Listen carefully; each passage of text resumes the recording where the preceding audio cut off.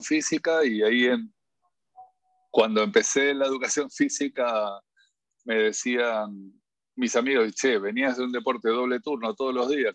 Uy, ¿qué pasó? Perdón que ahí entro de ¿Estás, vuelta. Jorge? Ahí no sé qué pasó que se salió.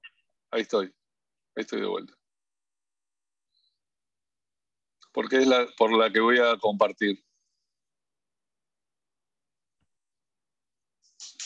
Ahí está. Ahí está. Espera un segundo.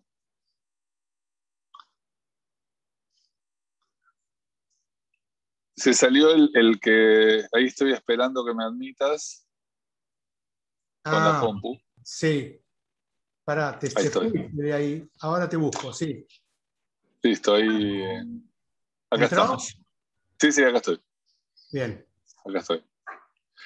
Eh, y no, y decía eso que me engancharon para jugar al rugby, ese es el resumen, y a jugar al handball. El espíritu inquieto me llevaba adelante.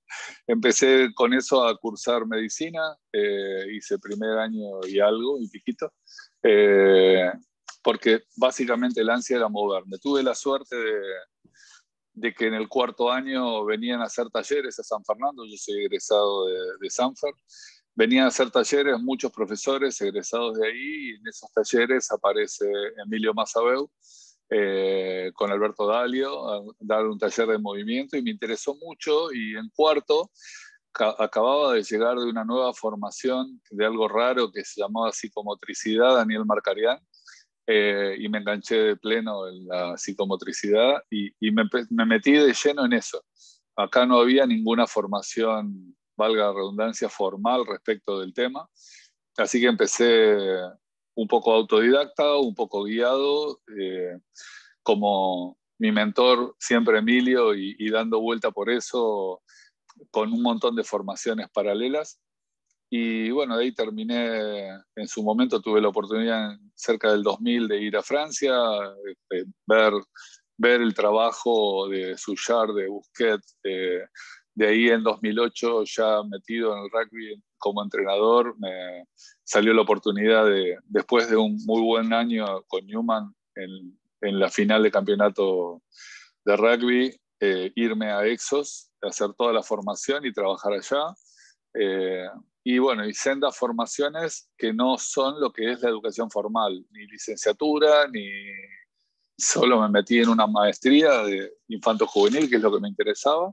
Y eso viene paralelo, por eso hablábamos con el Topo de que él hizo toda la carrera hasta el doctorado, que me hubiera gustado. Pero bueno, mi formación vino desde el lado, de otro lado, paralelo, y era ir subsanando las necesidades que yo tenía respecto de lo que hacía en ese momento y de la mirada desde el movimiento que nació en instituto con la psicomotricidad.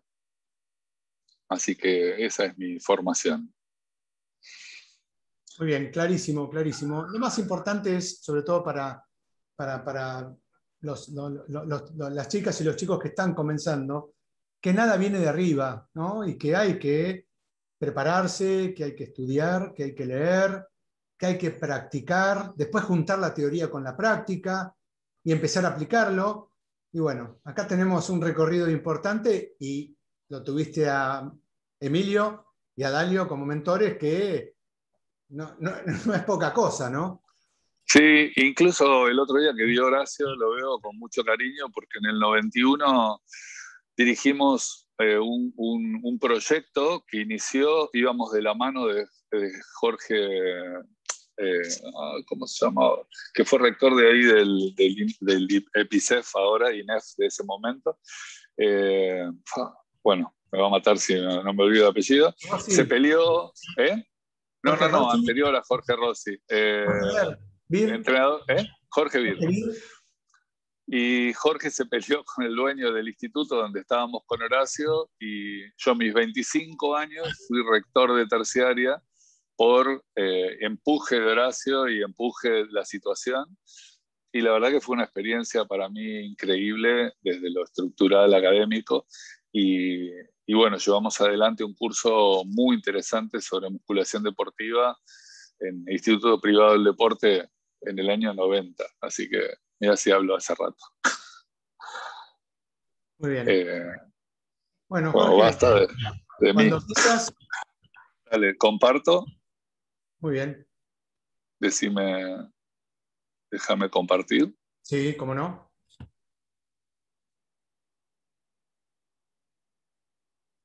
Acordate que es en la que no tiene imagen. Sí.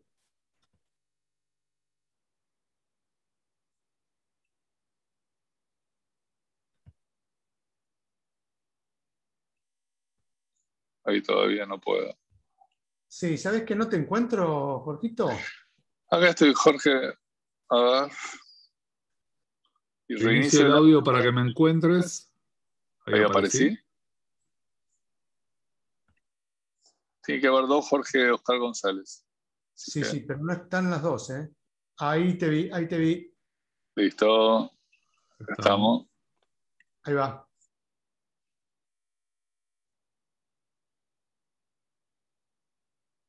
Bueno, mientras Jorge prepara la presentación, apagamos las cámaras para que se observe mejor. Ahí se ve bárbaro, Jorge. Perfecto. Todo ese lío que se ve de fondo son todos trabajos de investigación que estoy dando vuelta. Y acá estamos con la presentación. La idea, cuando me llamaron de Epicef, hablando con Mariano y con los chicos respecto de la resistencia, y esto de charlar de otra mirada, no por ser original, sino por ver algo más. Yo leía todos los que iban a participar de esta semana de resistencia, en donde hablaban de HIIT, en donde hablaban de la parte metabólica, en donde hablaban... Entonces me permití correrme a un costado y poner de referencia algunas herramientas, dado que esta charla es para los alumnos del profesorado y algunos más que ya no son alumnos, fueron alumnos o disfrutan de la parte formativa, simplemente me permito dar esta simple mirada de lo que yo considero el tema de la resistencia. Y obviamente, como decía Luis Poster, el azar solo le sonríe a los espíritus preparados. Todos soñamos con tener en algún momento, yo cuando entré a instituto, poder ser entrenador de mi deporte o preparador físico o lo que pudiera hacer para trabajar dentro de mi deporte. Y tuve la suerte de ser todo, preparador físico, técnico ayudante, hice todo en la selección, en clubes, y la verdad que lo disfruté muchísimo. Pero cuando me llegó la oportunidad, yo ya tenía una determinada preparación para poder hacerme cargo de lo que me tocara en el lugar que me tocara. Entonces, un poco a partir de eso, adquirir un nuevo conocimiento. A mí me gusta mucho la mirada que le pone Jorge Wagenberg en el libro El Pensador Intruso, que dice que hay tres fases de adquirir un nuevo conocimiento. Primero, el estímulo, obviamente, la paradoja entre lo que la mente cree y lo que la mente ve en realidad de cada una de las cosas. Eso que está ahí es, yo me di vuelta, tengo una mesa acá atrás, que es lo que estoy ahora dando vuelta, leyendo y viendo. La conversación, o sea, esa conversación, el intercambio de información entre el conocimiento de la mente con otra mente, en este caso con ustedes, o de mi mente con la realidad de lo que deseo comprender, de lo que trato de entender, y la comprensión, o sea, es la mínima comprensión de un máximo compartido. A partir de ahí, él mismo dice en el mismo libro, crear un nuevo conocimiento es a través de, obviamente, una investigación, una exploración que gira en torno a un concepto o una idea. Y sin irme por las ramas, obviamente él mismo plantea estas tres fases del tener una idea, que básicamente tiene que ver con, en principio, lo que sigue y lo que voy a dar hoy es un poco mi justificación de una parte de mi trabajo. Valorar esa idea, o sea, la idea es que tiene la única intención de, en este momento, no sé si la palabra es oportuna, pero contagiar respecto de un carácter, una forma, una dinámica de entender las cosas y convencer con la idea, que si bien la idea es no convencerlos de que esto es absoluto, es solamente mi mirada de lo que fue mi experiencia y de lo que yo pude entender, porque yo soy convencido de que Hay mucho por hacer en nuestro campo, mucho por investigar, mucho por trabajar y entender nuevas miradas, porque los chicos y la forma que tienen ellos hoy requiere mucho más conocimiento, más fino, porque ellos se entienden más. Entonces, la relación un poco, y el otro día tocó esto Horacio, entre la teoría y la práctica, tiene que ver con que obviamente la práctica se va a basar en suposiciones derivadas de teorías que estudiamos, que vimos en libros, que vimos en otros profesores o en mis mentores. Y los métodos que voy a usar para eso son determinados por esas suposiciones. Entonces, la teoría indudablemente va a influir en lo que yo hago. ¿Y cuáles son las ventajas? Es que para mí, en principio, es un sistema para interpretar el comportamiento. Lo que hablábamos al principio, un poco descolgado de la fuerza de estos aparatitos electrónicos o lo que sea, yo trato de utilizarlo, mismo hasta el celular. No, en mis entrenamientos no están prohibidos los celulares, siempre y cuando le demos una utilización. ¿Es una guía de procedimientos? Sí. Yo tengo, si ustedes me preguntan, Jorge, ¿qué hiciste con tal atleta, tal día, de tal año? Seguramente en algún cuaderno, si no está sistematizado, lo tengo como análisis. Entonces, eso me permite a mí tener nuevas ideas, porque en la justificación que yo voy a buscar, en la evidencia que voy leyendo cada día, seguramente en cada una de ellas encuentro alguna punta de lo que yo he hecho o estoy por hacer. Entonces, Steve Jobs, que es el gran robador de ideas y estructurador de ideas, y no por robarlas está mal, como dice el dicho, el robar una idea, el robar al ladrón tiene 100 años de perdón. No hay ideas únicas, hay ideas que pueden elaborar, y con esta justificación que les voy a dar hoy, espero que muchos de ustedes puedan usar, aunque sea algo de lo que yo comencé a hacer hace tantos años. Si yo vuelvo a las bases del movimiento, y un poco fue la excusa del curso este que comentaba recién con María, la idea es que el movimiento tiene que ver con hábitos y comportamientos. Entonces, a partir de eso, no podemos fijarnos un objetivo antes y después empezar a moverme si no sé si lo puedo hacer bien. Eso un poco tiene que ver con estas teorías y esta estructura. Entonces, el moverse bien, sea de una manera estructural para hacer fuerza o para resistir, tiene que ver con la competencia en ese movimiento. Y eso tiene que ver con habilidades y acondicionamiento. Y a partir de esto, muchas veces, y hoy está muy en boga este tema, debemos reaprender patrones de movimiento y sus técnicas generales para poder seguir adelante con la dinámica del entrenamiento.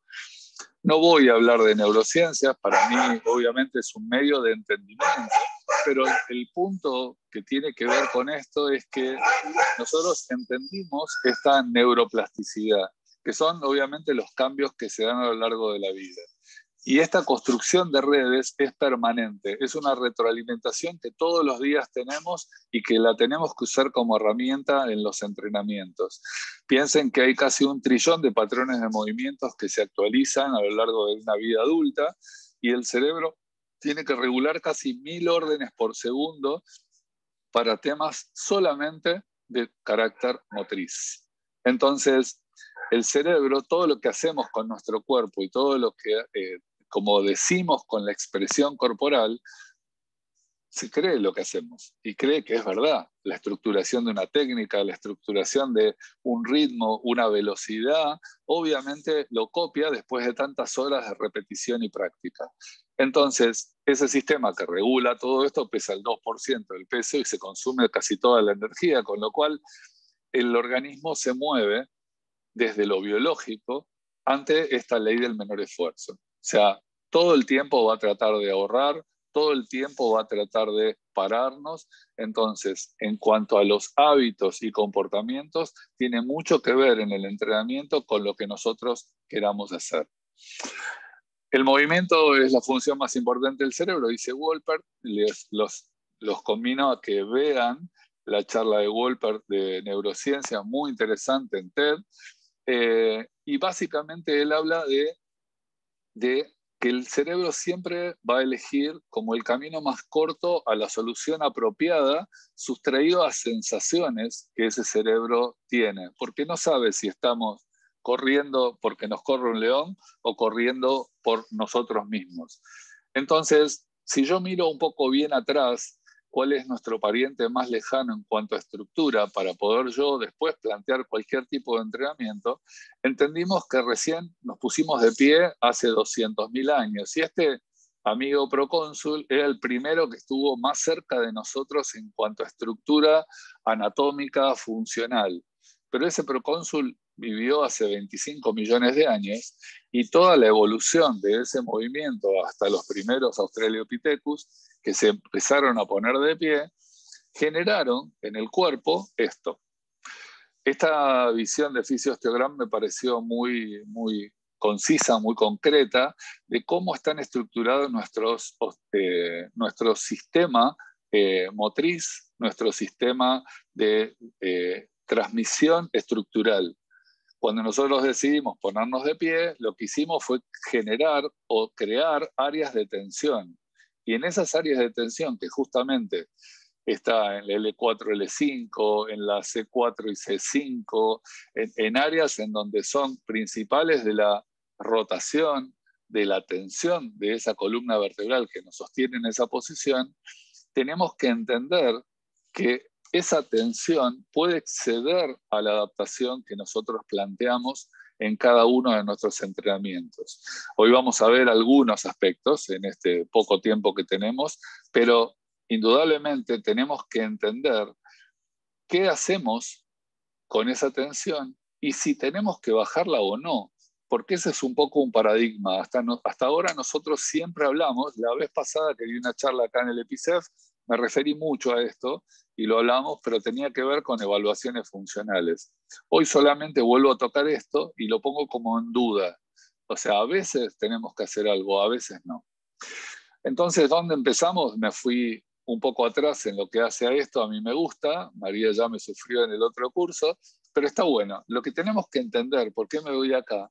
Es que la selección natural favoreció a los nacimientos prematuros, ya que ese ser humano que se fue desarrollando en un determinado momento, la cadera de la mujer empezó a agrandarse hasta un determinado punto para que ese bebé pudiera salir sin ningún problema, pero el tema es que no somos como los primates, en donde ya salen prácticamente caminando, sino que como el cerebro se desarrolló en mucha medida, nacemos muy prematuros. Entonces todos los sistemas vitales, no voy a hablar de cada uno, pero al menos de los principales, nacen prácticamente subdesarrollados. El primero es el aparato respiratorio, que tanto incide en la resistencia. ¿Para qué intrauterinamente vamos a desarrollar un aparato respiratorio si no va a respirar en un medio acuático? Entonces, obviamente se desarrolló el digestivo, que es el primero, y el sistema respiratorio es embriológicamente una evaginación del sistema digestivo.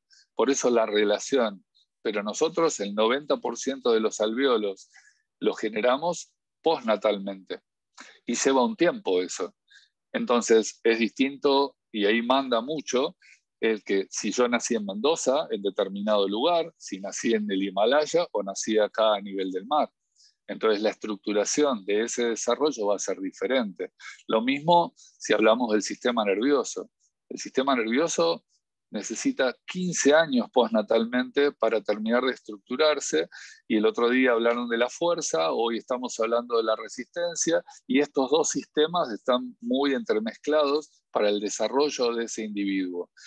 Y lo mismo el sistema óseo, que lleva casi 22 años o 23 años terminar de estructurarse, siendo uno de los sistemas más importantes. Piensen que el último hueso que crece en el hombre es la clavícula, por eso nuestra forma más como triangular, y el último hueso en crecer de la mujer es el pubis, que es el último que se desarrolla, casi termina osificándose posterior a la natalidad. Entonces, el desarrollo del cerebro en estos 15 años luego del nacimiento es súper importante porque ese recién nacido humano lo toma a cargo el entorno para poder sobrevivir. Entonces nosotros somos productos de ese entorno, somos productos de la dinámica. Nacemos en un ambiente social y en función de cómo nos tratan, diría chiquita, Legrand, es cómo nosotros nos vamos a desarrollar.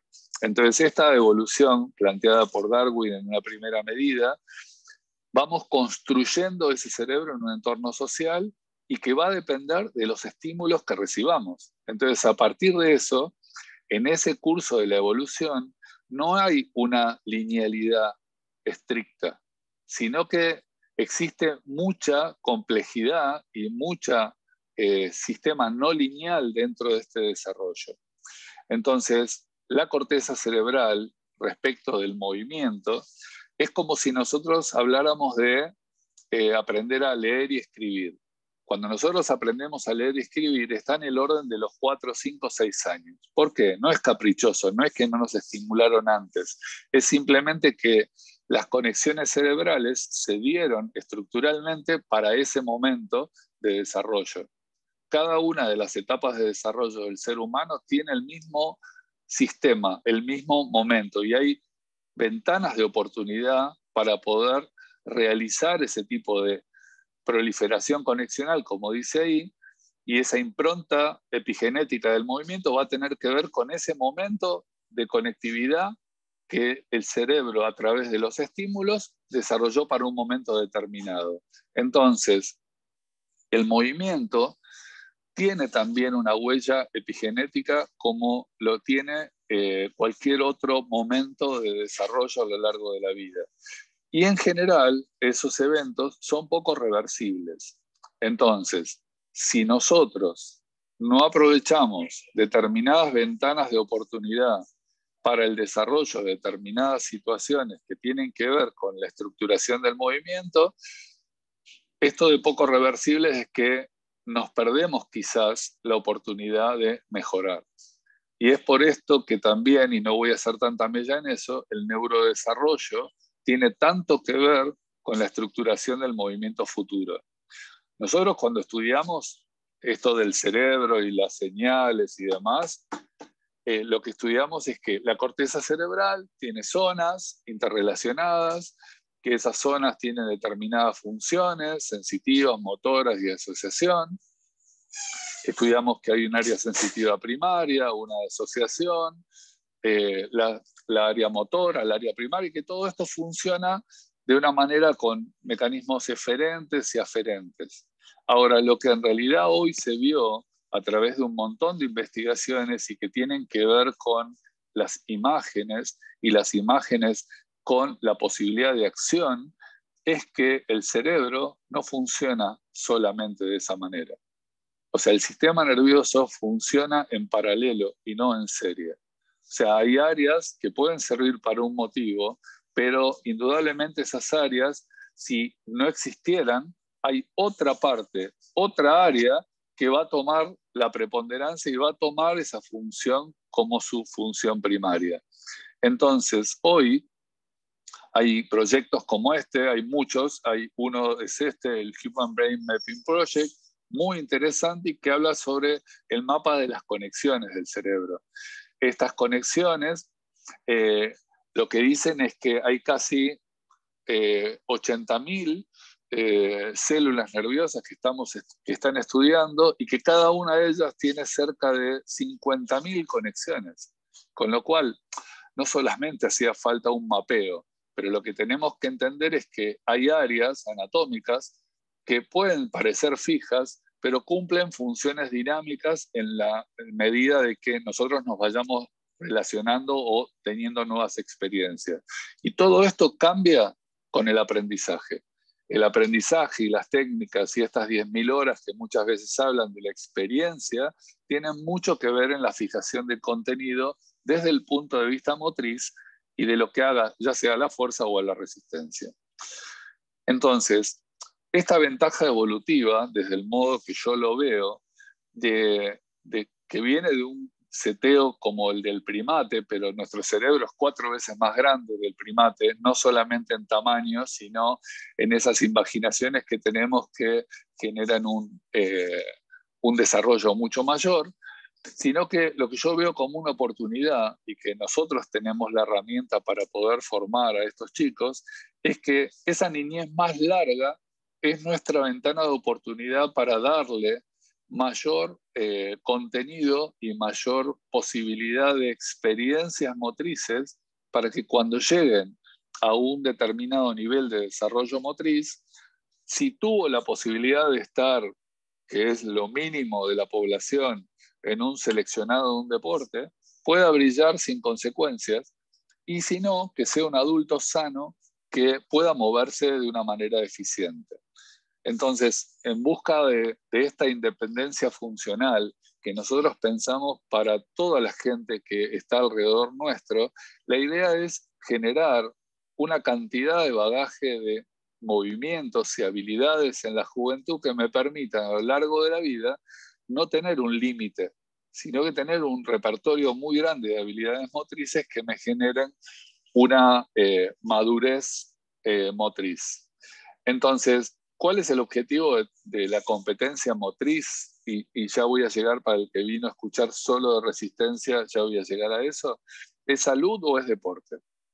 Lo que ya sabemos hoy, y que es importante entender, es que las habilidades motrices básicas son muy pobres en los jóvenes. He tenido varias experiencias de evaluar poblaciones no deportivas, sino poblaciones de oficinas. Yo trabajo en la Armada hace 33 años y he evaluado destinos que no son operativos. Y lo que nos hemos encontrado es que como el nivel diario de la actividad física, ahí dice de jóvenes, pero también el de adultos, es demasiado básico, indudablemente eso genera un desorden por déficit de ejercicio.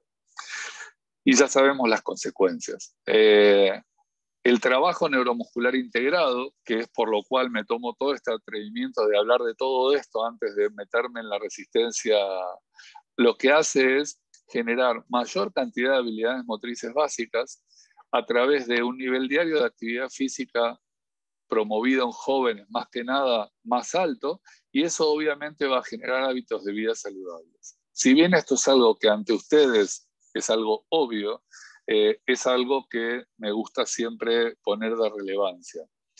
Y cuando nos metemos en el control motor, en general, esas habilidades fundamentales, hoy llamadas patrones de movimiento o habilidades básicas, como decíamos nosotros, están dirigidas a un objetivo. Cuando hablamos, puede ser la resistencia, puede ser la fuerza, puede ser solucionar aspectos de una técnica determinada. Y eso necesita un nivel adecuado de competencia motora para respaldar esta independencia funcional de la cual estaba hablando. Entonces, esa independencia va a tener que ver con algunas teorías de aprendizaje, algunos modelos de desarrollo. Pensemos que nosotros nacemos ya con modelos medio prefijados, es como que venimos con un cassette que nos sirve de modelo estructural, y a partir de ahí se van dando las nuevas estructuras de control motor para cada una de las experiencias a la cual nosotros exponemos a los chicos. Entonces, ¿qué sería el control motor? Es básicamente el estudio de la causa y la naturaleza del movimiento o de la actividad a la cual lo vamos a exponer. Entonces, cuando hablo de control motor, me refiero básicamente de dos cosas. Por un lado, la estabilización del cuerpo en el espacio, y el control motor de la postura y del equilibrio, en principio, hacia lo que yo lo voy a someter. Y por el otro lado, el desplazamiento del cuerpo en el espacio y el control que yo aplico a ese movimiento que voy a generar. Entonces, cuando nos metemos básicamente al control de la postura asociada al movimiento, va a tener que ver con el regular o controlar esos grados de movimiento a lo cual yo estoy exponiendo a esta persona. Esto me lleva básicamente a este estudio de la acción.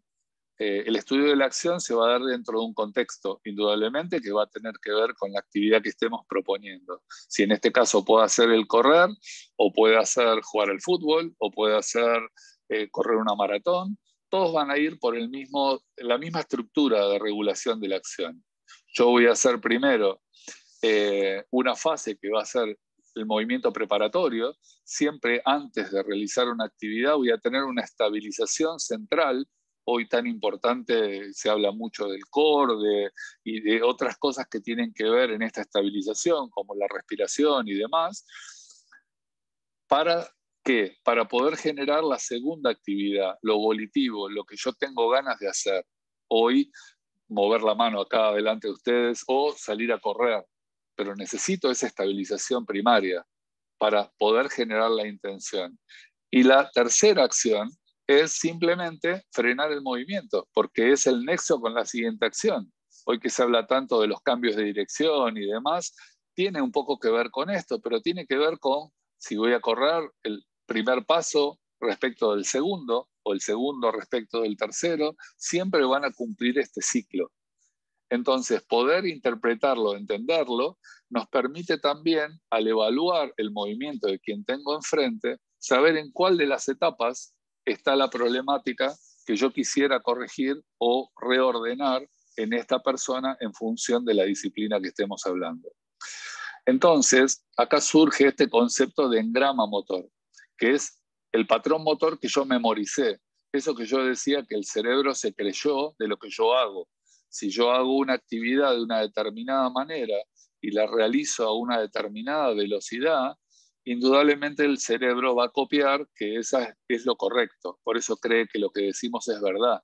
Y eso lo va a almacenar en su área motora del encéfalo y a partir de ahí va a actuar y cada vez que realice esa acción se va a acordar de esa acción que memorizó originalmente y va a ir copiando y ajustando la dinámica cada vez de una manera progresiva y positiva, siempre basado en la ley de menor esfuerzo, porque si no el cerebro nos corta todo. Entonces todos estos elementos interactúan sin un comando específico. Y los programas motores no tienen una dirección estricta del sistema nervioso. Esto lo vamos a ver desde este momento, desde esta óptica. Dicen que los procesos naturales son imprecisos, por lo que solo se pueden someter a descripciones aproximadas. Esto lo dice Stephen Levin, uno de los que empieza a hablar y empieza a estructurar los sistemas caóticos o los sistemas no lineales.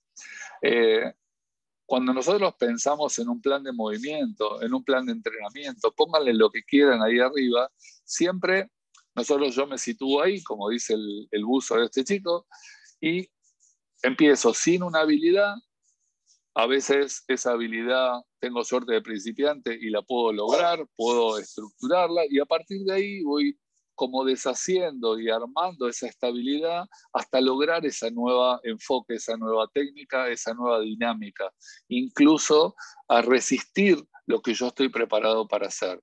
Hasta que obviamente también cae la competencia y ese estrés de competencia puede modificar todo lo que yo entrené o todo lo que hice si esto no lo preparo bien.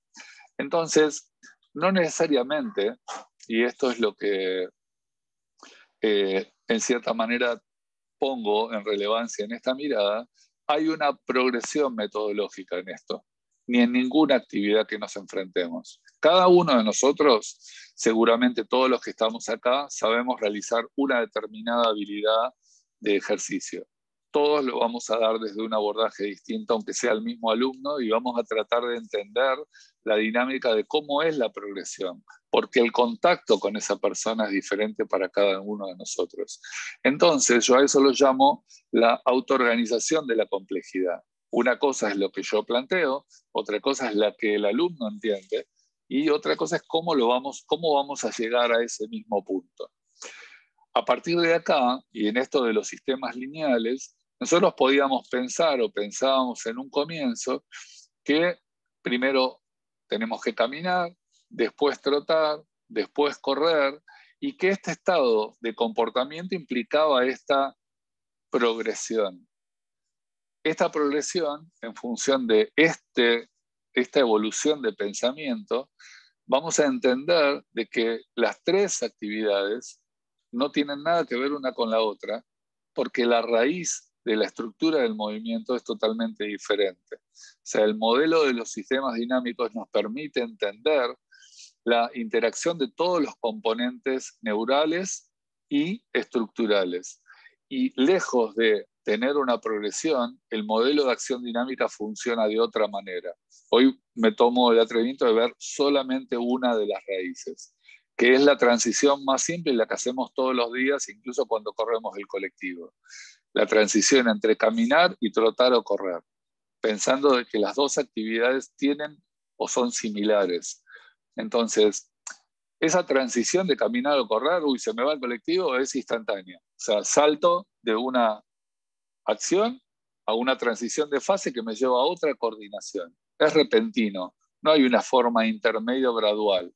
Puedo correr más lento o más rápido, trotar más lento o más rápido, lo mismo caminar, más lento o más rápido. Pero la diferencia, fíjense que puede llegar a ser muy grande. Fíjense que cuando yo hablo del centro de masa, por poner un punto, las piernas caminando están juntas, mientras que el centro de masa alto, cuando corremos, está alto. Cuando yo junto o separo las piernas, el centro de masa está bajo cuando camino, pero está alto cuando corro. En esencia, cuando yo empiezo a ver cuál patrón es más eficaz, en la raíz son diferentes. El cambio mecánico es diferente y el almacenamiento de energía, por muchos motivos, y los que se imaginan respecto del SEA, son también diferentes. Entonces, poder plantear ante una determinada demanda y entender determinadas estructuras de movimiento es muy importante antes de ponerme a hacer tal o cual cosa para la preparación específica. Fran Bosch pone de relevancia esta estructura, que si bien no es de él, esto es de Esther Telen, de Estados Unidos. Ella plantea esta transición de fase en muchos niveles.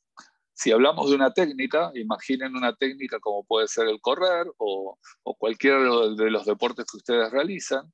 Hay técnicas que las tenemos súper estables. La esfera ahí abajo en ese pozo está súper estable, no se mueve, y eso es una técnica ya consolidada. Es una técnica que yo realizo correctamente.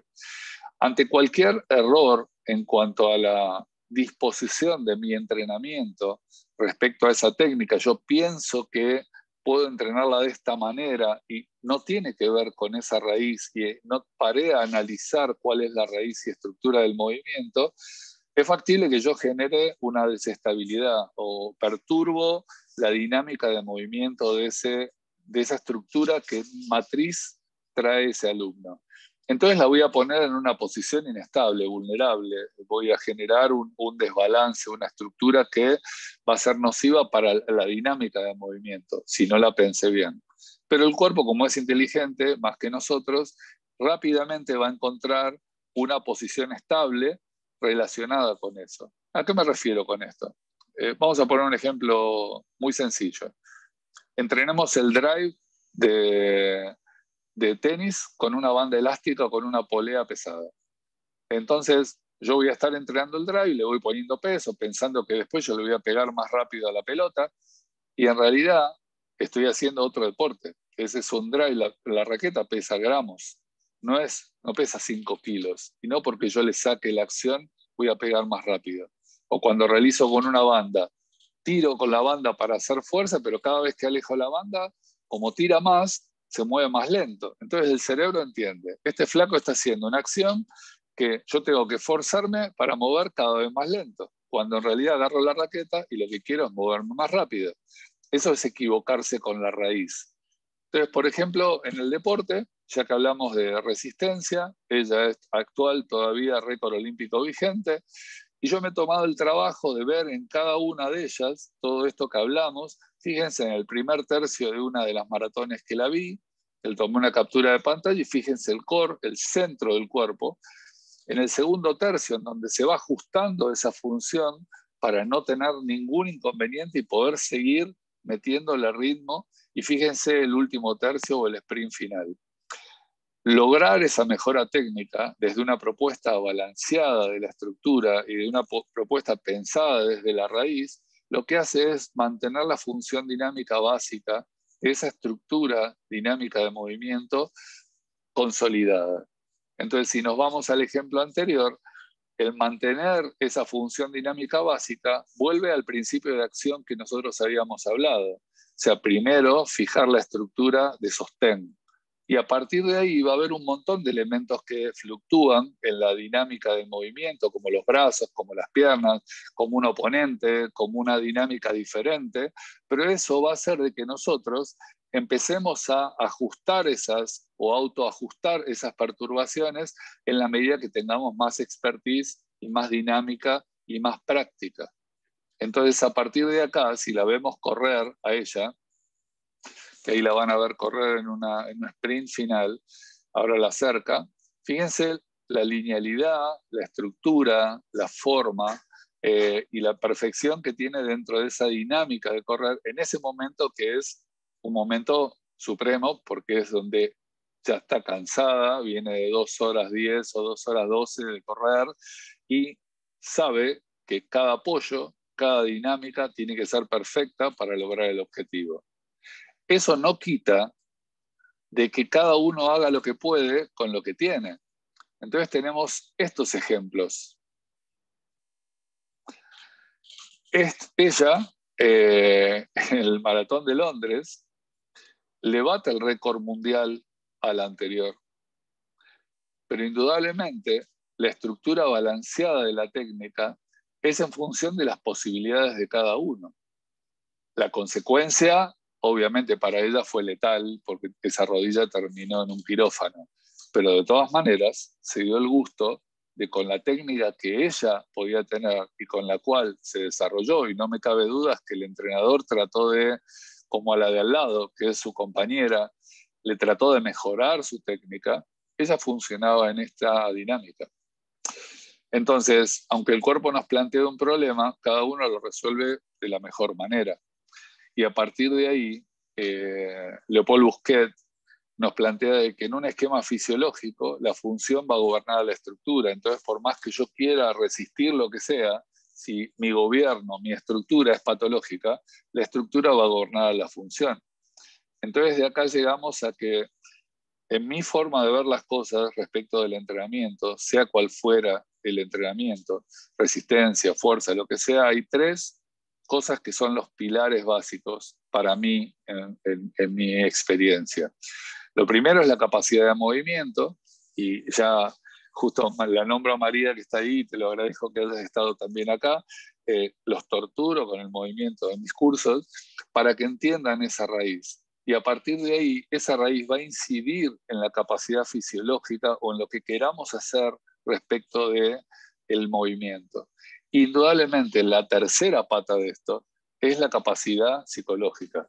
No de casualidad puse capacidad, sino que yo lo que quiero es generar mucha cantidad de buen movimiento, por decirlo de alguna manera, mucha capacidad de lo que necesita biológicamente para desarrollarse ese organismo y mucha capacidad de motivación, si lo queremos poner en ese aspecto, y eso va a generar la postura del individuo. Y cada postura, lejos de tener que ser corregida cuando yo genero una especialidad, como puede ser la mía del remo, o la de otro en el rugby, o la de otro en el atletismo, o la de otro en el vóley, van a tener casi formas estructurales que no debo tocar, sino debo entender y poder desglosar también cuál es la capacidad que debo tocar para mejorar estructuralmente a esa persona. Y a partir de ahí, y en esta interrelación, ponerle a partir de eso velocidad, fuerza, resistencia, lo que quiera. Yo lo que estoy acondicionando son los tejidos conectivos asociados a la movilidad y la estabilidad específica, en este caso del correr o en cualquier otro deporte. Entonces, esto que nosotros estudiamos en primera instancia, que tenía que ver con que el sistema nervioso es un órgano reactivo, no tengo que creerlo solamente que ese sistema nervioso va a actuar en consecuencia de eso. Si no, no podríamos pensar de que voy a correr y no podríamos pensar de que cada uno de los pasos que hago en un pique, por ejemplo, todo lo regula el cerebro. Toda la información sube, toda la información baja, sino que hay otra naturaleza de esas reacciones. Y en general, si nos apartamos de esta reacción del estímulo, nos queda un concepto de ese patrón motor que es un concepto más flexible que el de un reflejo, y lo que nosotros vamos a entrenar son patrones rítmicos. Entonces empezamos a hablar de generar patrones rítmicos y esto empieza en esa escuela primaria. Movimientos en ausencia de una acción refleja. No todo el tiempo tenemos una llama en el dedo para sacar el dedo. Un poco el cuento viene por ahí. Entonces, esta interacción del individuo con el ambiente y con la actividad son las que van a generar el control motor que va a surgir de cada una de las dinámicas. ¿Y por qué esto tanto lo relaciono con la resistencia? Porque la resistencia es la posibilidad de resistir cada una de estas cosas y llevarlas al máximo esplendor como lo llevó adelante esta corredora. Y la realidad es que cuando yo recibo al individuo, lo voy a recibir de esta manera, con todo mezclado. Tengo que entender si la problemática es del contexto, si es de la actividad o si es naturalmente del individuo. Desde acá, el que hablaba mucho de grados de libertad era Bernstein, que fue traducido tarde.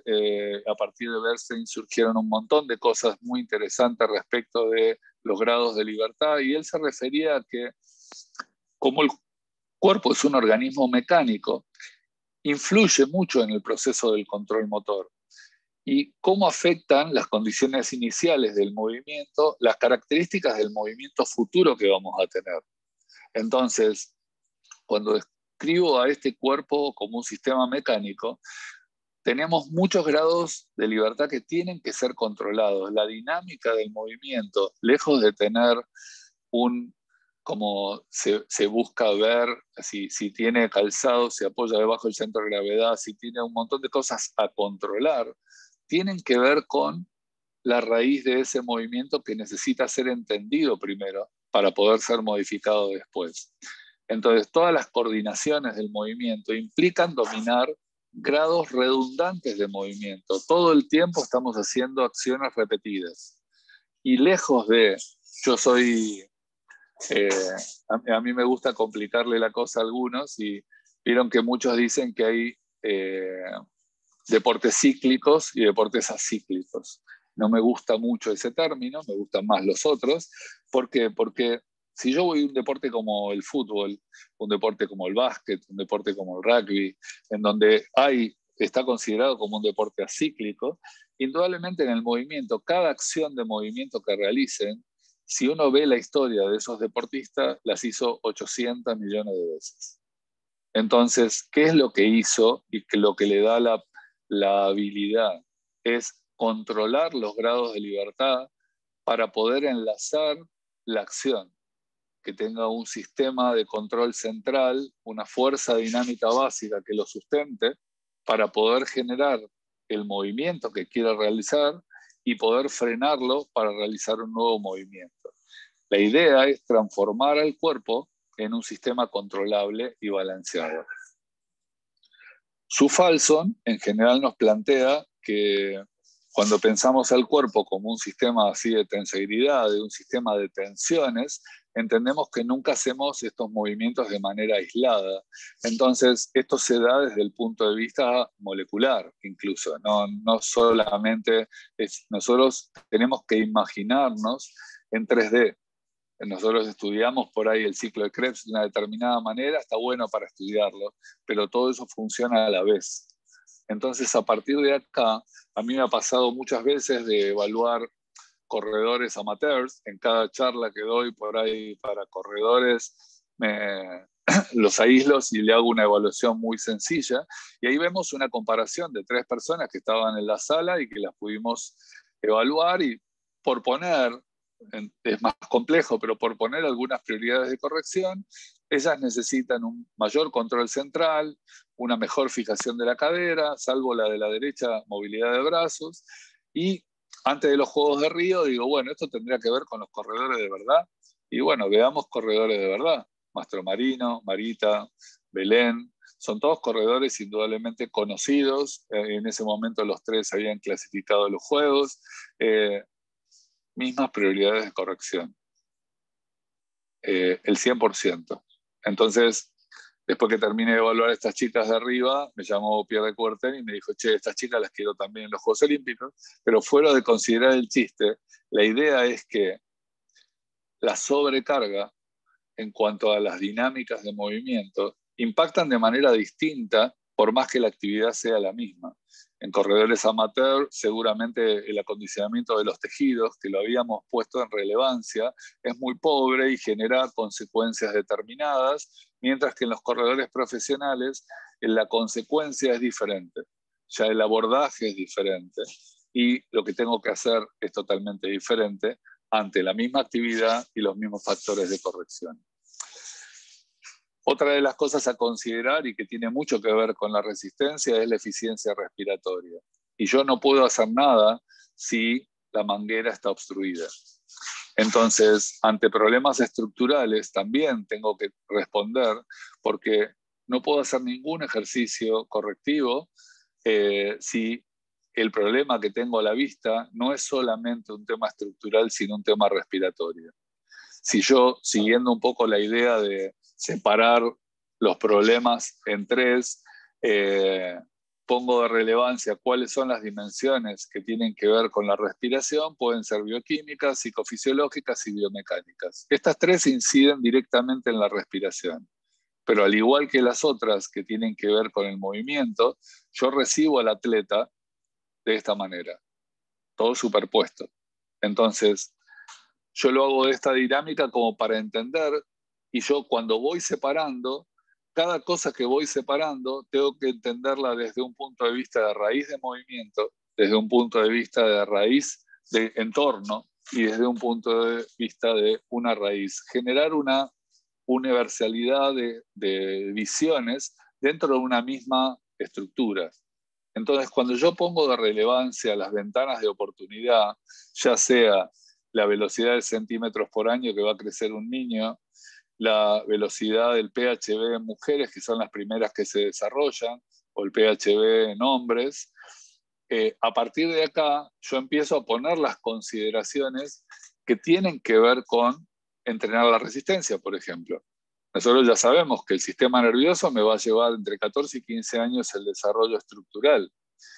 El sistema respiratorio, ese término de la estructura, y que solamente estamos hablando de la mecánica, o sea, va a estar el pulmón con los alvéolos completos recién a los 11, 12 años. Y lo mismo el sistema óseo articular, en donde a mí me va a llevar entre 18 y 20 años estructurar un sistema con la solidez y la estructura que yo pueda cargar. Esto, por algún motivo, me lleva a decir, no puedo hacer actividad física. No, todo lo contrario, sino que tengo que entender que la fuerza y la pliometría voy a estar bien preparado recién a partir de los 14, 15. Tengo que empezarla a los 6, 7, no con una barra, no con un disco, pero por ahí desde otra manera. La resistencia la voy a poder empezar a consolidar a partir de los 10 años. Hasta los 10 años voy a hacer otro tipo de cosas que van a parecerse a la resistencia, pero no la resistencia estructurada como pensamos. Y lo mismo si hablamos de la plasticidad cerebral, de la velocidad y la pliometría. Entonces, una de las cosas que siempre escucho cuando a veces hijos de amigos me dicen, che, quiere estudiar educación física, ¿podés explicarle por qué le gusta el entrenamiento y no le gusta tanto la educación física de escuela? Y yo lo que le digo es, los pongo frente a esta pantalla y le digo, mirá, si vos querés ser un muy buen entrenador de alto rendimiento y querés estructurar bien el sistema de trabajo que vos quieras proponer, primero tenés que entender lo que pasa en estas edades. Entonces, lejos de alejarnos del entrenamiento, entender lo que pasa en estas edades y cuándo nosotros podemos realizar nuestras intervenciones es súper importante, y la práctica de eso les va a dar una práctica muy importante a la hora de, cuando sean más grandes o que les llegue la oportunidad de entrenar a ese grupo soñado, de tener las herramientas suficientes y de entender de que la gran cantidad de problemáticas que nosotros nos enfrentamos en seleccionados mayores tiene que ver con una mala ejecución o con un mal entendimiento de este periodo. Así que esto del desarrollo que a mí me gusta tiene que ver con la resistencia en este punto. Nosotros tenemos que recordar que ese sistema respiratorio me llevó 10, 12 años a estructurarlo, para estructurar muy bien la función del diafragma. Pero después también tengo que entender que el sistema circulatorio empieza a tener un desarrollo más grande en cuanto a las dinámicas de adaptación de esa resistencia, centrado, por ejemplo, en uno de los puntos que es el ventrículo izquierdo, en torno a esa edad. Entonces, esta diagonalización del diafragma, esta incidencia que tiene el ventrículo en la función del diafragma, hace de que no tenga, si nosotros nos adelantamos con determinados periodos, esto no tenga una solución como habíamos hablado antes. Si no aprovechamos las ventanas de oportunidad cuando nos tocan, son fenómenos casi irreversibles en la edad adulta. Entonces, ¿cómo incidirá todo esto en lo que tiene que ver con la resistencia? Podría haber puesto una foto o un video de remo o de otra actividad que implique resistir, incluso resistir la fuerza. Entonces acá, corriendo, podemos hacer algunas cuentas que a mí me gusta hacer y que inciden en esto. Acá les presento a María y Juan, dos ejemplos. En esa María y Juan, María pesa 50 kilos y Juan pesa 90. Entonces, si empiezo a sacar algunas cuentas y me baso en la tercera ley de Newton y están trotando, en general, cada paso que recibirán del suelo, van a recibir del suelo el equivalente de su peso en sentido opuesto. Pero como están en dinámica, indudablemente no va a ser solamente ese peso estricto, sino que se va a multiplicar de 2 a 5 veces la carga. Con lo cual, si María pesa 50 y va a recibir el doble, por ejemplo, va a recibir 100 kilos en cada paso, y Juan casi 180 kilos. Si el largo de paso más o menos son 80 centímetros, en 10 kilómetros harán unos 12.500 pasos. Con lo cual, el tonelaje de esa estructura van a ser más o menos 1.200 toneladas de salir a charlar, sonreírse y correr 10 kilómetros en ese día. Si esto yo no lo tengo en cuenta dentro de la estructura de cargas, vamos a tener algunos problemas y no vamos a saber de dónde vienen, le vamos a echar la culpa a quien no es y en general la culpa la vamos a tener nosotros. Entonces, a partir de acá, la demanda para María y Juan, y para que sigan sonriendo y entrenando consecuentemente, el entrenamiento de la fuerza nos va a ser de mucha utilidad, porque nos va a hacer prevenir cualquier consecuencia negativa que tenga este tonelaje. Entonces, a partir de acá, debemos tener en cuenta con qué frecuencia semanal vamos a enfrentar ese trabajo de resistencia, la selección de los ejercicios que vamos a utilizar, ya sea para la parte de fuerza como para la parte de resistencia, y qué estructura de planificación vamos a utilizar. Considerar la posibilidad de individual va a tener que ver con un proceso de evaluación que vamos a tener que hacer para establecer esa línea tan conocida de entre habilidad y riesgo. Y qué volumen e intensidad vamos a utilizar va a cimentar la estructura de entrenamiento. Voy a poner unos ejemplos. Entonces, esta planificación concurrente, como le dicen ahora, a este entrenamiento específico de correr y fuerza, es súper importante entenderla como un conjunto y no como compartimentos estancos. A partir de acá, Renato Cánova es uno de los entrenadores más grandes respecto de la resistencia en el correr. Él dice siempre que el entrenamiento es un arte, así abre sus charlas, y es uno de los entrenadores que tiene más de 12 o 15 atletas que corren abajo de 2 horas 5 un maratón. Desde Gebrselassie, Kipchoge, todos los que se les ocurran fueron entrenados por él. Y siempre a mí me gusta cimentar el trabajo. Ellos mismos dicen, tuve la oportunidad de estar con Bill Sweetenham cuando estuve con la selección de natación hasta el año pasado, y ellos siempre es como que van por más, y ese ir por más es entrenar como lo entendía Seyle en el 36 cuando sacó este término. Primero vamos a estresar en una justa medida, con intensidad, con frecuencia, para que ese deportista pueda adaptarse. Y una vez que se adapte, otra vez lo voy a exponer, lo voy a estresar nuevamente, y yo le agrego la palabra proteger. Este es uno de, como yo lo llamo, mis círculos virtuosos, que me gusta tener permanentemente en la situación de entrenamiento. Entonces, a partir de acá, ¿qué es lo que yo voy a entrenar? Lo que voy a optimizar es la transferencia de fuerzas, que no haya una pérdida de energía en un tema mecánico cuando yo lo que tengo que optimizar es la cadena cinética que me permita resistir permanentemente la dinámica de entrenamiento que me propone la resistencia. ¿Y de qué base va a hablar? No es la transferencia de objetos ligeros, no es la transferencia de objetos pesados, tampoco la del implemento y tampoco hacia un oponente, sino que lo que voy a optimizar es la transferencia a través del mismo deportista.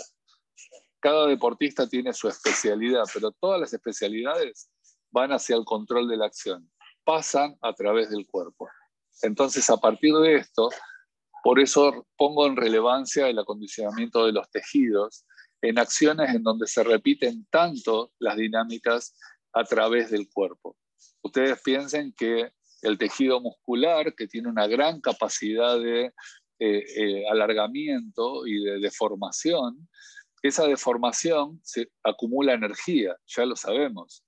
Y eso, la acumulación de energía es básicamente, en esencia, para mantener la forma. O sea, yo lo estiro y vuelve otra vez a la posición normal. Lo vuelvo a estirar y dice, che, déjame hinchar, me estás estirando a cada rato, pongan más fibras en acción para que no romperse. Y así sucesivamente empezamos dentro de esa dinámica de elongación, elasticidad, plasticidad necesaria y específica para cada disciplina. Después tenemos el otro, el que se opone, el tejido conectivo, ya colágeno, fibroso, no tiene mucha capacidad de formación, ayuda poco al músculo a volver a ese estado original y esto puede romperse. Entonces tengo que entender que parte del entrenamiento, y por eso la importancia de entender en conjunto el entrenamiento concurrente, hace de que entendamos a esos pobres tendones que son rígidos, pero a resguardo de lo que estos otros, que son muy plásticos, la elastina, los ligamentos, las cápsulas articulares más que nada, que tienen una gran capacidad de deformación y que en cierta manera y en conjunto empiezan a cuidarse unos a otros, cada uno en su justa medida. Entonces, en toda esta complejidad de sistemas, vuelvo a lo que es mi sistema de movimiento, de entrenamiento, llámenlo como quieran, siendo una estructura con calidad de movimientos óptimas, pensando en que tiene que ser una exigencia específica, porque si no tiene exigencia no me adapto, no estreso y no llego a lograr una adaptación. Entonces, para eso tiene que ser específico. Y siempre pensando en la longevidad de mis alumnos, más que de los movimientos. A partir de esto, y en esto que hablaba que puedo hacer una propuesta, este entrenamiento concurrente que planteo tiene una base estructural. La idea es balancear las acciones respecto de los núcleos articulares, prevenir, pensando en el correcto centrado articular, como propone el DNS, e integrar las acciones de cuerpo total, que favorecen al entrenamiento de resistencia. Eso es un cuadro que a mí se me ocurrió en un momento, hace varios años, que se llama Familias de la Fuerza, y que tiene que ver con, más que con que eso es así, no lo interpreten de esa manera, sino que está centrado en una evaluación y a partir de ellas hay una estructura balanceada de estructurar las cargas.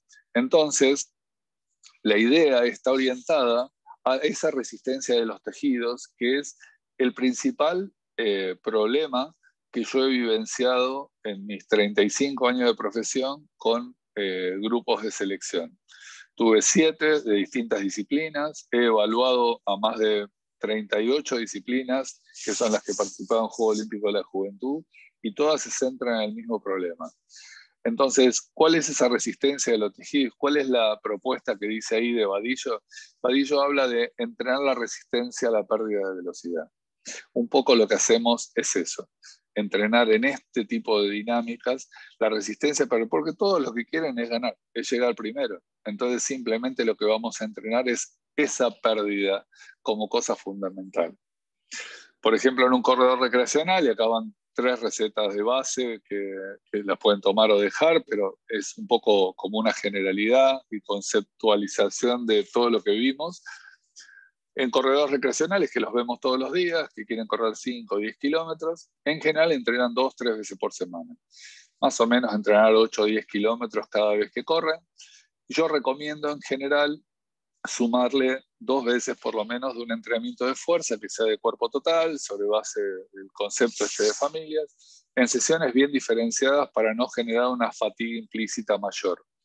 Entonces, si lo pongo como ejemplo, por ejemplo, pueden hacer un entrenamiento técnico, un entrenamiento complementario de fuerza y, como corresponde, un día de descanso. A partir de ahí vuelve a hacer otra triada similar, técnico, complementario y descanso. Y en general lo común es que se haga un entrenamiento sobre distancia en donde yo pongo un límite en la distancia en que no sea mayor al 50% de la distancia objetivo. Esto hace de que cuide el factor estructural para no pasarme de rosca.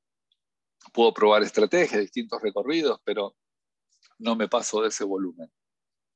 Cuando ese corredor tiene un poco más de años de experiencia y por ahí quiere jugarse a correr unos kilómetros más, seguramente agrega un día de entrenamiento, porque trato de no meterle tanta cantidad de kilómetros. Estamos hablando de gente que tiene ganas de correr, no de corredores profesionales. Y el ideal son 2 o 3 veces por semana de fuerza mantenerlo. Si corre aventura, seguro le dejo un día más, porque a los que no vivimos en montaña y no tenemos esa suerte, a los que nos gusta, tenemos que agregarlo en fuerza.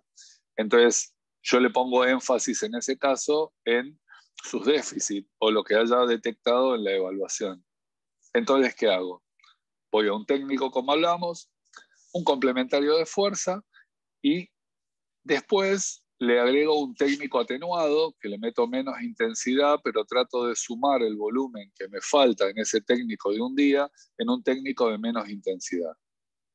Al siguiente día pongo el descanso y seguramente en el descanso hago algún trabajo complementario, atenuado, con énfasis en lo individual, qué es lo que necesita, qué es lo que vi en la evaluación que tiene que hacer extra. Ahí vuelvo a hacer otro entrenamiento técnico, pero acá le meto un poco más de volumen, no intensidad, porque viene de una carga importante y estamos hablando de gente con no tanta experiencia, a lo que le sumo el día de descanso complementario y un trabajo técnico, y acá yo planteo de no irme a una distancia mucho mayor a 15 kilómetros. Si bien el objetivo está en 21 o 30 y en algún momento lo va a hacer, vamos a ir planteando actividades, nunca va a terminar haciendo la distancia objetivo en etapas previas. Y si ya me voy a uno de más experiencia, y es el último que pongo en relevancia, ahora con tanta moda de carreras de aventura de 30, 50 o más kilómetros, lo que trato de hacer énfasis en el desafío, le dejo 3, 4 veces por semana de fuerza, chicos que han entrenado para Mont Blanc, que son 100 millas, o carreras de montaña pesadas de 100 kilómetros. En general, trabajamos dentro de esta estructura. La idea es un técnico y complementario de fuerza, como vimos, y un día de descanso, con un doble turno, en donde hacen un día de estiramiento o un técnico atenuado, con menor intensidad, como habíamos planteado, otro día de técnico y complementario que a la tarde tienen kinesiología preventiva o un técnico atenuado de menor volumen. Y después le sumamos un día de descanso con algún detalle que pueda tener que ver con los déficits, que ayude a estructurar bien y cimentar su estructura, y un técnico sobre distancia que también no va a ser mayor a 21 kilómetros, cumpliendo la idea pasada. Hasta acá lo que tiene que ver con lo estructural. Y nos metemos en una recta final que tiene que ver con qué otra cosa limita la resistencia. Y yo creo que una de las cosas que más limita sigue siendo el entendimiento y en no leer correctamente los libros y probar tipo YouTube o Instagram lo que vemos por ahí. El malo de la película en la resistencia ha sido este es el lactato, o que es el ácido láctico, que como ven son dos cosas distintas que funcionan estructuralmente para una para una cosa y otra para la otra, pero que indudablemente no son lo mismo. Y nosotros lo hemos estudiado y hablamos libremente como si fuera una cosa y a otra, y le ponemos ácido a una y una determinada situación, y esto hace que todas las cosas malas sobre lactatos en realidad no son ciertas. Hoy estamos se habla mucho de esto, entre mis mentores o maestros lo puedo considerar y me encantaría que lo escuchara Jorge Roy, que se le caería la baba viendo esto. Pero toda esta información está disponible desde los 80. ¿Cómo puede ser que no la leamos? Solo se trata de correr nuestros límites. Entonces, ¿por qué no podemos correr más rápido?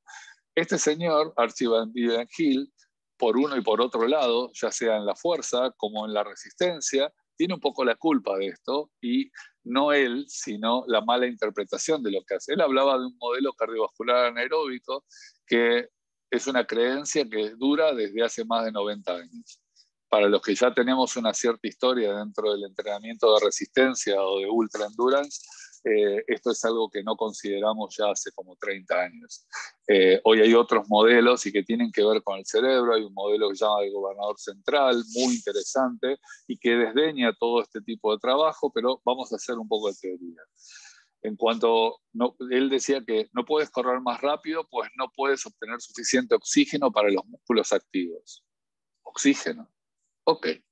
Este modelo cardiovascular anaeróbico de Hill, lo que hablaba es, en esencia, de que había algo anaeróbico, X, no digamos qué, que limitaba el rendimiento o limitaba la estructura de correr más rápido.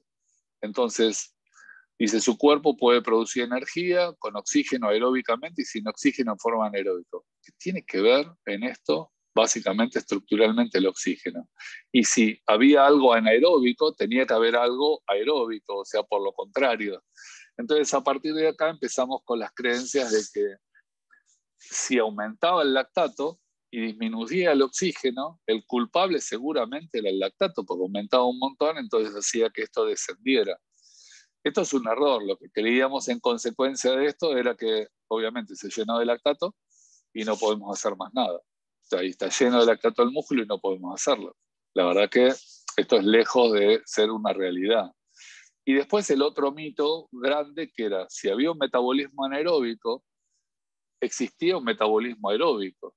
Y en el medio, esa línea negra tenía que ser algo llamado, entre comillas, umbral. Entonces, si yo me pongo a buscar evidencia científica sobre estas dos cosas, no está comprobado y nunca se demostró. O sea, el lactato no es culpable de este deterioro y el umbral no está comprobado fehacientemente de que exista un umbral o no. Lo mismo que esto, esa fórmula, nadie sabe de dónde salió. Entonces, y se usa. Entonces, a partir de acá, todo esto no se debería tener en cuenta para representar el rendimiento atlético. A partir de acá, vamos a dar alguna explicación. Entonces, ¿cómo es que funciona esto? O sea, durante el ejercicio incremental, el pulso de oxígeno intracelular, que es el oxígeno que está en los músculos, está conservado a un nivel constante, incluso en el ejercicio máximo. Porque eso lo regula el gobernador central. Y ahí sí interviene, y ahí sí manda, incluso hay una serie de reacciones y de mecanorreceptores que influyen en esto. Y a partir de esto, la gran confusión tradicional, y que no está mal puesta la estructura de entender el continuum energético, hablaba de estos continuos energéticos del ATP-PC, del glucógeno, de las grasas, de las proteínas, y que actuaban en distintas instancias del movimiento. Para entenderlo, cuando nos daban la primera clase de fisiología en el instituto, nos decían, che, cuando sos potente, usás el ATP-PC en los primeros 5 o 6 segundos y después se acabó y basta, ahí empieza otro sistema.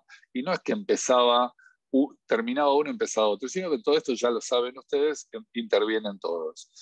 Lo que es más cercano a la realidad es entender de que con el hábito y con la dinámica del entrenamiento, nosotros lo que vamos haciendo es este continuum energético, generar una adaptación, con lo cual esto podría llegar a ser un perfil de un velocista, porque indudablemente el sistema glucolítico está corrido a la izquierda, el ATP-PC exacerbado, entonces es un tipo que reacciona y que tiene un sistema adaptado a su entrenamiento y a su forma.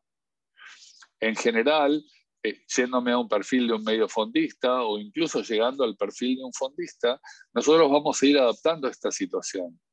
Y en mucho de esto va a tener que ver también el entorno y qué es lo que yo haya hecho como experiencia motriz previa y en qué a mí me haya llamado la atención o gustado. Entonces, ¿por qué hacer cambios de ritmo?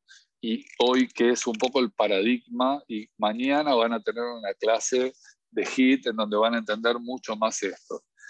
En esencia, nosotros cuando entrenábamos el fondo o el ultrafondo hace muchísimos años, trabajamos sobre distancia.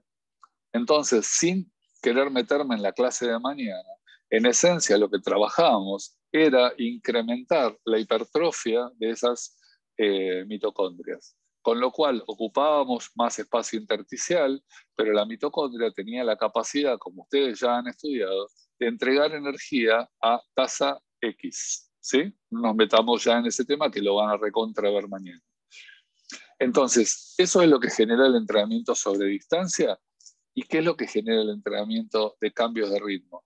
Simplemente lo que necesitamos es mayor entrega de energía. ¿Cuál de estas es entrenada de manera intervalada, intermitente, como quieran llamarla? Indudablemente esta, en donde hay hiperplasia, hay más cantidad de mitocondrias que siguen entregando a tasa X, pero obviamente son muchas más y mejoran todos los mecanismos de funcionalidad de ese sistema metabólico celular. Entonces, el otro tema que quedaba dando vuelta era el umbral de lactato. Los músculos no se vuelven anaeróbicos durante el ejercicio intenso. Básicamente el sistema cardiovascular anaeróbico tiene que ver con esto, con la estructuración de que la producción de lactato aumenta, porque indudablemente aumenta la demanda. Y ese umbral de lactato aumenta exponencialmente con los aumentos de intensidad de ejercicio. Y no muestra ningún umbral. No hay evidencia que diga que muestra un determinado umbral. Yo puedo poner, o sea, las concentraciones de lactato en sangre aumentan con la dinámica del movimiento y con la demanda. Y yo puedo poner la línea a donde quieran, porque en realidad lo que tengo que saber es por qué y para qué pongo una línea. Y cómo voy a estructurar mi sistema de cargas o mi sistema de rendimiento, o como llamaban los sistemas de áreas funcionales, en función a determinada demanda que tenga la disciplina que yo voy a estar entrenando, llámese de resistencia o no. Y así quedamos nosotros cuando vino por primera vez este hombre, George Brooks. Acá tuvimos la oportunidad muchos de verlo en el Patio de la Madera en Rosario. Y él venía a plantear la primera vez que estaba Carman Wasserman, especialista en consumo de oxígeno, escuchándolo al lado. Habíamos visto la conferencia de Wasserman que hablaba de consumo antes. Y cuando él empezó a plantear 4 milimol de lactato, donde poníamos el umbral y demás, Carman Wasserman, fuera de discutir o llevarse mal, se paró y se fue. Después, en la charla final, en donde les permiten hablar entre ellos, lo mató. Y tuve la oportunidad y tuvo la altura, George Brooks, de 2 años después, venir y dar una charla que se tituló Me equivoqué. Y porque 4 milimoles puede variar en función de lo que yo necesite, en un sentido o en otro, porque va a tener que ver con ese continuum especializado que habíamos visto, y va a tener que ver con lo que él mismo publica, en donde él dice que los músculos oxidan el lactato como combustible, y el lactato obviamente se hace en el hígado, en el corazón, en los músculos inactivos, generan lo que llama el lactate shuttle o el lavado de lactato, en donde quizás otros grupos musculares que están inactivos ayudan, van en auxilio del sistema que necesita reponer esa energía para seguir funcionando a esa misma intensidad. Entonces, la evidencia anterior al año 2000 es, a medida que aumenta la intensidad, aumenta la tasa de carbohidratos. Las altas intensidades mayores al 85, prácticamente la energía viene casi toda de la oxidación de carbohidratos. El resultado de esto es que la tasa de producción aumenta sustancialmente como subproductos o metabolismos de ese sustrato, y los músculos no se han vuelto anaeróbicos. El lactato aumenta porque el cuerpo utiliza más los carbohidratos. Entonces, si lo vemos desde el punto de vista de la redistribución del flujo sanguíneo, vamos a ver que el cuerpo se va adaptando. Fíjense los músculos y el cerebro. Cerebro, 750 milímetros por minuto de sangre que ingresa con la misma cantidad de glucosa. Aumenta el ejercicio, al cerebro sigue llegando la misma cantidad, con la misma cantidad de glucosa. Entonces el cuerpo va, o ese cerebro, o ese control central, o quien sea, empieza a dar la energía suficiente a ese músculo que la necesita, siempre y cuando no toque esos 750 milímetros por minuto de sangre con la misma cantidad de glucosa que el cerebro necesita, porque si interviene en esa cantidad de glucosa, el cerebro va a decir, basta. Entonces, una sesión de entrenamiento lo que va a hacer es que utilizar, que esto es un poco lo que hablaba Brooks, muchos músculos inactivos. Aquí puse un ejemplo tonto, que los músculos inactivos en este momento en el brazo generan este lavado de lactato que pueda transportarse a los músculos de las piernas, proporcionando una fuente adicional de energía. Tómenlo como un ejemplo, pero en esencia eso es lo que genera ese lavado de lactato y puesta otra vez en situación de energía. Entonces, ¿quién produce la fatiga? En general se cree que todavía está en estudio, pero son estos iones de hidrógeno que se liberan como radicales libres, y varios estudios recientes muestran que ni el pH reducido, ni el lactato, ni el ácido láctico en los músculos de los mamíferos a temperaturas normales aumentan la acidez muscular o causan fatiga. En general, la mayoría se utiliza para producir energía. Y acá algunas máximas y terminamos. Un entrenamiento de mayor intensidad mantendrá un nivel de adaptación más alto. Necesitamos estructurar dinámicas de movimientos que tengan la velocidad estructural que nosotros queremos entrenar. El valor de entrenamiento es estimular la máxima incorporación neuromuscular. Tenemos que entrenar. Carlisle decía que entrenar la fuerza, y lo pego en la resistencia, es entrenar con una intensidad alta y con frecuencia. Entonces tenemos que saber cuánto es esa intensidad y cuánta es la frecuencia apropiada para la persona que tengo enfrente. La tolerancia a la incomodidad del cansancio no solo se desarrolla a través de la experiencia. Debo entrenar aquello de lo que me pueda recuperar. El centro del libro de Tim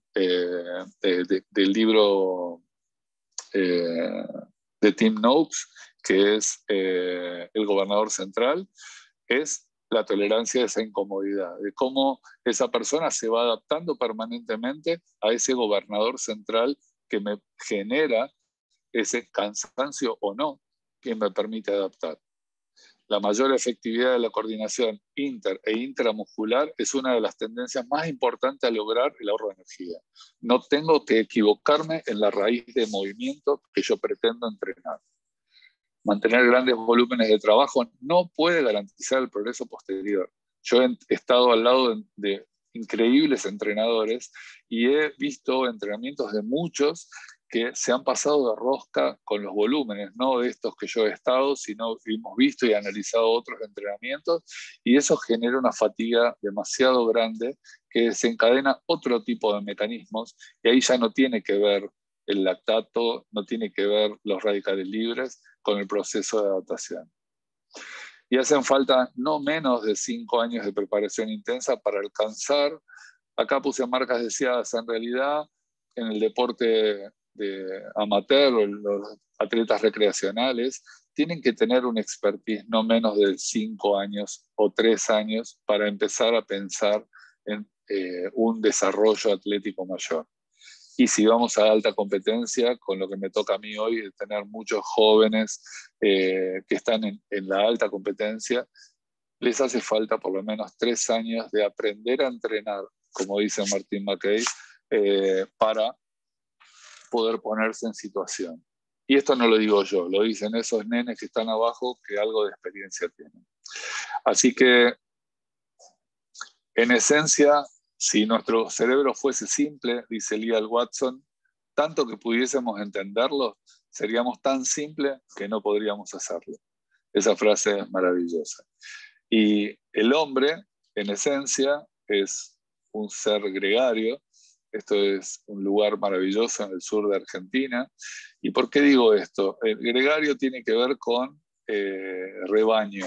O sea, tiende siempre a agruparse como estamos nosotros en un interés y vive en grupos y en comunidad. Aprendemos unos de otros. Entonces, todos hemos tenido uno más mentores y muchas veces uno ni se entera que lo es. Y yo, como hizo Horacio la semana pasada, les recomiendo pararse a alguien que elijan y que caminen juntos con ellos. Yo he tenido el placer y acá hay un culpable que es Mariano. Mariano la otra vez me dijo algo que creo que es una de las cosas más lindas que me han dicho en la profesión, y que fue que después de una charla mía dijo: la verdad que me hiciste acordar mucho a Emilio, por Emilio Massaver. Esto es algo que se lo transmití a Emilio, que me retó porque casi se pone a llorar, pero es algo que, Mariano, yo te tengo que agradecer mucho, porque si hay algo que quise hacer durante toda mi vida es parecerme un tipo como ese. Así que, bueno, muchas gracias a todos y espero que bueno, pueda aclararles las dudas que tengan. Y bueno, esto es el escudo de mi instituto, que nos implica una obligación con nuestra frase. Así que bueno, acá abro un poco la dinámica de preguntas, los mareé seguramente. Bueno, muy bien, Jorge. Sí, muchísima información. Ya noté un montón de cosas, pero bueno, refuerzo lo que dije de Emilio con las características de Jorge González Guedes. Ojo, ¿eh? Ojo, ¿eh? Bueno, muy bien. ¿Alguna pregunta? Ahí lo veo a Luis, con ganas de preguntar algo. Si quieres arrancar, Luisito. No, yo tengo, bueno, me pasa que primero te quiero felicitar porque llevamos una línea muy parecida en cuanto es la concepción de lo que es la educación física y lo que es el entrenamiento. Yo a Emilio también lo conozco hace muchos años. No había tenido nunca la oportunidad de tenerlo de profesor y siempre he trabajado. Yo lo tuve profesor a Mario López, trabajé con Mario López. Sí. Lo tuve profesor a Giraldes en la licenciatura de Flores. Y yo también siempre fui un poquito por ese lado, con esa línea de la motricidad y de ver el entrenamiento desde lo integral. No pude ver toda la charla, me perdí 15 a 20 minutos porque fui a buscar a mi hijo a básquet. Todo bien. Lo que pasa es que, te lo digo sinceramente, me apabullaste. O sea, en algún punto no sé qué empezar a preguntar. Lo primero que se me ocurre es, y lo que me acuerdo es, las evaluaciones esas que hiciste sobre la sentadilla con el bastón por encima de la cabeza, tiene que ver con la FMS, con el Functional Movement Screen.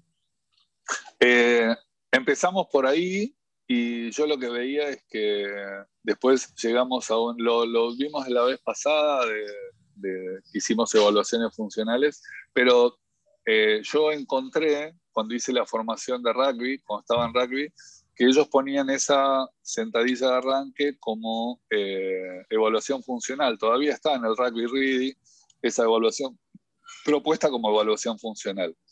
Me mandé a hacerla en mi afán de poder cuantificar cosas, y me fijé sus orígenes eran Gray Cook y Lee Barton.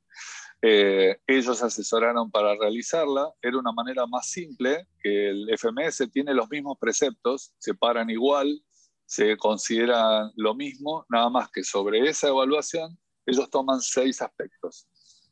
Eso me sirvió de base para poder empezar a hacerla, pero lo que tenía como fijación es que los chicos no veían qué es lo que hacían. Y a mí hay algo que cada una de las cosas que hago, el primero que las tiene que entender es el que yo estoy entrenando.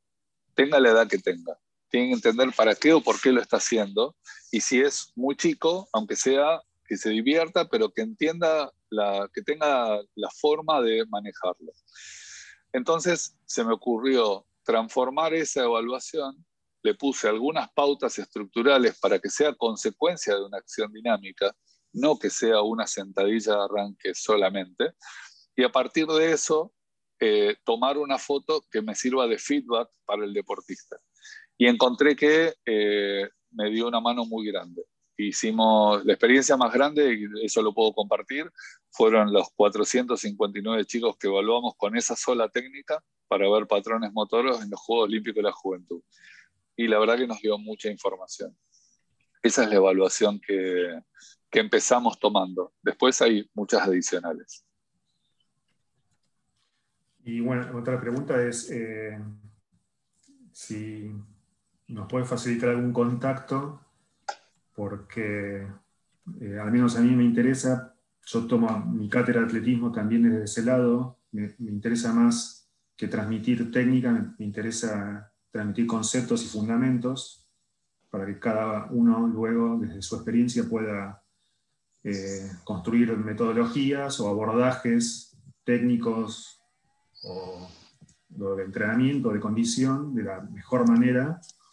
A ver, me gustaría si tienes algún contacto para que después me puedas dar bibliografía y los trabajos que hayas hecho para ir incorporando un poquito más a la cátedra. Encantado. Yo ahí en ese Instagram que está en la pantalla, Bueno. Tiene un Linktree y tiene mi teléfono personal y mi mail personal. Todavía lo tengo ahí disponible. Está bien, así perfecto, que gracias. Y gracias. Jorge, están pidiendo si podés abrir la pantalla, que quieren verse todos ahí. Sí, señor. Ahí está abierta. Perfecto. Ahí estamos todos. Bien, ¿alguna pregunta más? ¿Yo puedo hacer una? Sí, cómo no. Y me va a matar.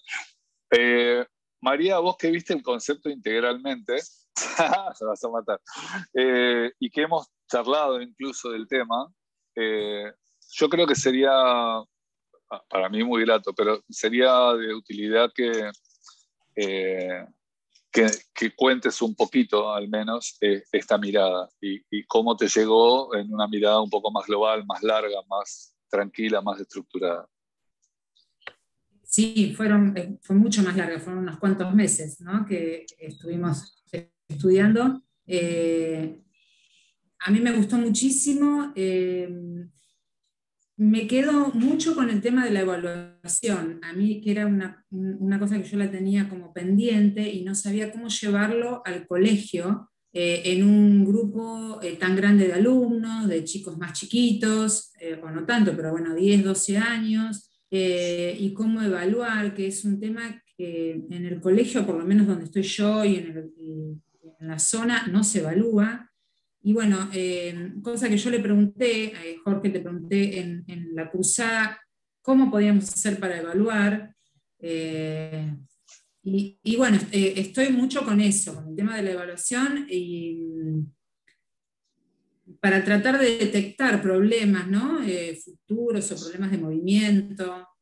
Y bueno, y ahora lo que me queda es cómo trabajar la resistencia en escuela, en edades menores, ya que decías que un buen desarrollo comienza en la escuela, cosa que me emociona mucho eso, porque si no parece como que en la escuela apenas se juega a algo, ¿no?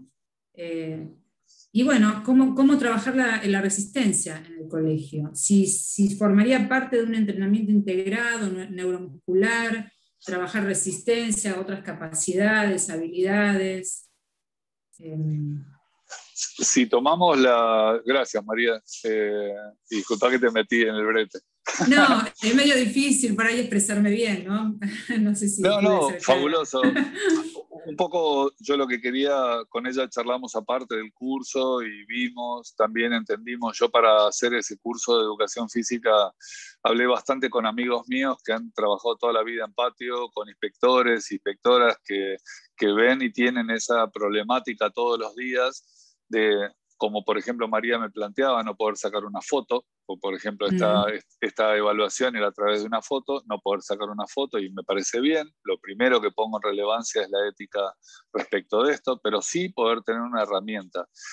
Y como yo decía antes, el trabajo de la palabra completa, resistencia, dentro de la situación de clase, es algo que yo lo pongo muy en relevancia, porque cada una de las actividades deportivas que nosotros planteamos, aunque sean actividades instantáneas a realizar, implican un desarrollo. Ese desarrollo implica que nosotros tengamos esos tres aspectos. La pata de movimiento, que si el pibe se mueve bien, o la chica se mueve bien, va a poder desarrollar una actividad sin riesgos. A partir de eso, y entiéndase bien el moverse bien dentro de la actividad en consecuencia. O sea, pues yo soy remero, un poco cifótico, una rodilla para adentro, una para afuera, que en mi deporte funciona perfecto. Ahora me voy a hacer otro deporte y eso funciona mal. Entonces, me voy a mover bien en mi disciplina, que si hablamos del patio, debería ser moverse bien en cualquier cosa, con lo cual el abordaje es más complejo, por eso pongo de relevancia el colegio. La otra pata que tiene que ver con lo metabólico, pues si yo no me muevo bien, hay Leopold Busquet, que es un autor francés que habla sobre cadenas musculares, siempre habla de 3 leyes del organismo. La primera que dice que es el equilibrio. Si yo no estoy con un sistema, yo lo tomo para todo, incluso para mi vida, si no estamos en una estructura equilibrada, ese equilibrio va a costar energéticamente. O sea, me va a costar mantener ese equilibrio. Entonces afecto a la segunda ley, que es la de la economía.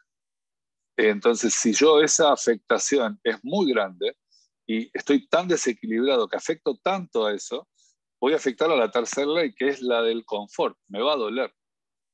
Entonces, la segunda estructura, que es lo metabólico, va a verse, o lo fisiológico, va a verse influenciada por el movimiento. La va a afectar. Entonces yo tengo que poder resistir las dinámicas que implique la propuesta que me hizo el loco del profe que tengo adelante. Entonces, si esa propuesta está bien pensada y bien estructurada, estoy incidiendo en las 2 patas que yo hablé primero. Pero queda la tercera. Si esto es, perdonando la expresión, aburrido, no voy a poder cumplir las 2 primeras. Entonces, la pata psicológica que nosotros, yo siempre, al principio, como muchos chicos, era crítico de nuestra carrera, de decir, esta materia para qué, esta materia para qué otra cosa. Y a mí me sirvió esta historia. O sea, todo incidió en que cuando yo llegué a la situación soñada, que era tener un seleccionado, y miré para atrás, dije, bueno, todo esto está incidiendo en el normal desarrollo de lo que yo estoy haciendo hoy con el que me toca tener enfrente. Entonces, sí, ya lo dije varias veces, para mí el patio y haber trabajado con Jardín de Infantes me ayudó muchísimo en el desarrollo del deporte de alto rendimiento. Clarísimo. Jorge, ya lo explicaste, pero ¿por qué considerar la estructura cuando tradicionalmente estaríamos hablando de HIIT, consumo, etcétera? Nosotros, como bien dijo Horacio el otro día, al principio de los tiempos nuestros, al menos yo tengo 35 años de profesión, todo era fisiología. Yo egresé en el 86 y tuve la suerte que entraba en marzo del 87 Cacho Alcenar y yo entré de la mano con él a trabajar en lo que era el consultorio de fisiología del ejercicio y a tomar consumo de oxígeno con Yolander, a hacer experimentos, era muy simpático. Entonces, en el 91, Carlos Marino, pero Carlos Marino, el médico que es profe y kinesiólogo, que está con la selección de handball, trabajamos los dos con Emilio. Y lo que nos veíamos todo el tiempo era, che, este pibe entrena, pero viene y le duele no sé qué, y ¿qué hacemos? Bueno, hagamos camino lógico. Médico, kinesiólogo otra vez con nosotros, pasaban 2 semanas, y cuando volvía otra vez a la situación de movimiento, otra vez sonaba. Otra vez volvía a la situación de problemática. Entonces empezamos con las herramientas que teníamos de libros de funciones musculares o estructuras, a técnica de Adams, técnica de Thomas, técnica, todas las que hay dando vuelta hoy que están tan famosas, empezamos a armar una ficha estructural y empezamos a ver de que si tocábamos determinados aspectos de esa dinámica, este tipo no volvía a tener esas molestias o esas problemáticas. Entonces yo, que era ya preparador físico, me preguntaba cómo la intensidad o el volumen incidía en eso. Entonces empecé el círculo de, sin saberlo en ese momento, de empezar con la movilidad, empezar a trabajar, y no con la movilidad de solamente mover un brazo, sino que empezar a considerar la movilidad y a considerar desde otra óptica la tensión. Básicamente por eso pongo el foco en lo estructural, por más que estemos hablando de la resistencia. Para mí tiene un foco muy importante en el advenimiento de mejor rendimiento en la resistencia. Muy bien. A mí tengo otra pregunta. Quiero decirte que yo, bueno, Carlos Marino, yo trabajé 9 años en colegio con él, como jefe de departamento, con los mellizos. Con los Messi, claro. Y me ha salvado, Carlos, me ha salvado de una rotura de tendón de Aquiles, porque yo era triplista y no quería abusar de su amistad y me decía, venite al consultorio, y le digo, no, y no podía ni caminar, yo en un momento no podía ni caminar, y fui, y no sé, en 10 segundos me sacó el tendón adelante. Me hizo una maniobra que en mi vida me la hizo otro kinesiólogo, que es romperte unas fibrosis, por el cual se me saltaban literalmente las lágrimas, me salían las lágrimas, pero me salían así, como si fueran... Sí, sí. Y sentía como una electricidad en el pie y me sacó adelante el tendón de Aquiles. Pude seguir compitiendo todo.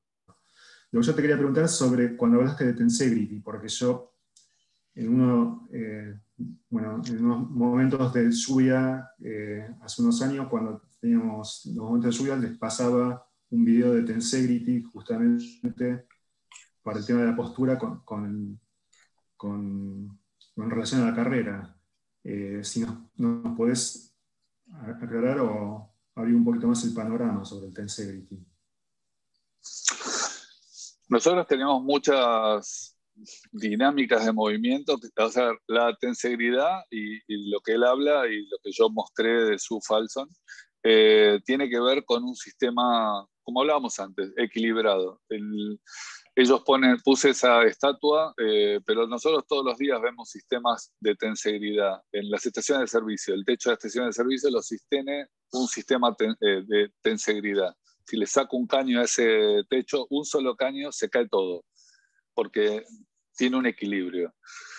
Nuestra Constitución, si ustedes lo llevo a otro lado, si ustedes van a la Salina Grande, y todos deben haber visto la imagen de la Salina Grande, que son todos hexágonos, ¿sí?